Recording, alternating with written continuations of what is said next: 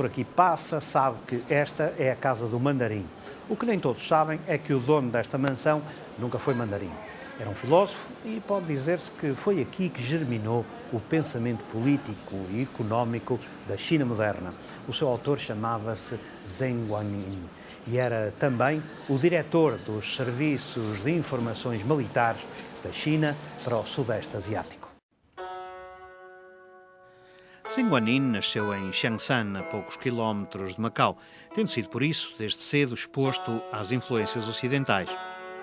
Contemporâneo dos grandes reformistas chineses da segunda metade do século XIX, era, no entanto, o único que não possuía o grau de mandarim. Além disso, ao contrário dos seus correligionários, não pertencia também à aristocracia, nem aos meios intelectuais, sendo apenas um comerciante, ainda que abastado. Todavia, isso não impediu que fosse encarregado pelo Ministério da Defesa chinês de coordenar os serviços de inteligência na Indochina francesa. Diários de Bordo é o título genérico de um conjunto de livros que escreveu sobre as suas deambulações pelo Sudeste Asiático entre 1883 e 1892 ao serviço de Sua Majestade Imperial. Mas foi no silêncio destes pátios que Zheng Guanyin dedicou a sua vida a escrever um pequeno livro que iria varrer a estrutura imobilista do velho império e lançar as luzes da modernidade e as bases do pensamento político da nova China. O Sr. Zheng Guanyin é considerada uma das figuras de grande importância na história moderna da China. É natural do distrito Xiangshan, atual município de Zhongshan, não muito longe de Macau. Nasceu em 1842 e faleceu com 80 anos de idade em Xangai em 1921.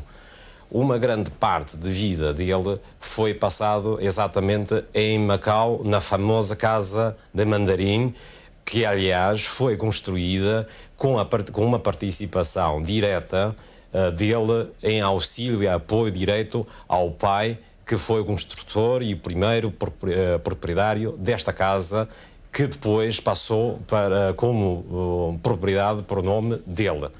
Portanto, se o Sr. Zheng Guanyin é considerado um filósofo, um pensador, uma grande e importante figura no movimento de reforma política do regime social da China, Macau é a fonte destas ideias e destes pensamentos políticos e filosóficos que deram um grande impacto e uma grande influência nas grandes transformações e evoluções e até revolução republicana que mudou o destino e o caminho da China desde a segunda metade do século XIX até a primeira parte do século XX, e as suas consequências ainda vivemos hoje em dia a nível político, a nível social, a nível cultural, em toda a China. Como sempre, na China, os conceitos que impulsionam a modernidade ou preconizam a mudança são sempre sistematizados para que a posteridade os lembre. São os seguintes 3 conceitos. As pessoas devem ser aproveitadas no que elas são capazes.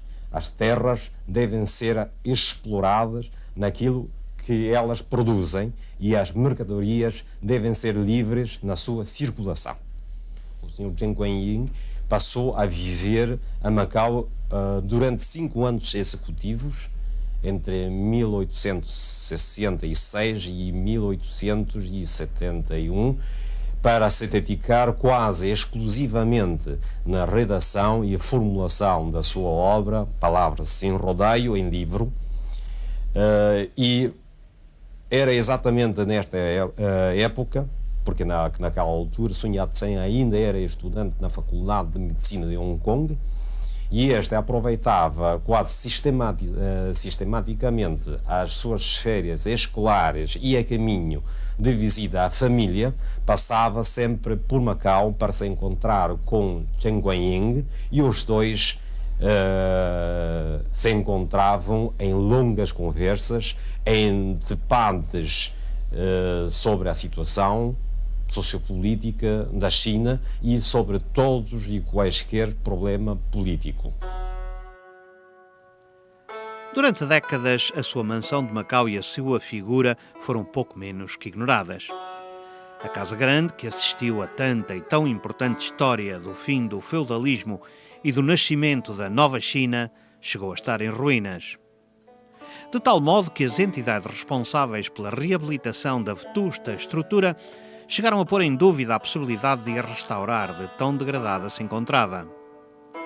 Quanto ao seu livro sobre a estratégia económica que o Império deveria adotar para se arrancar ao atraso endémico, ficaria também praticamente esquecido. Tinha sido posto de lado pelos pensadores do marxismo-leninismo.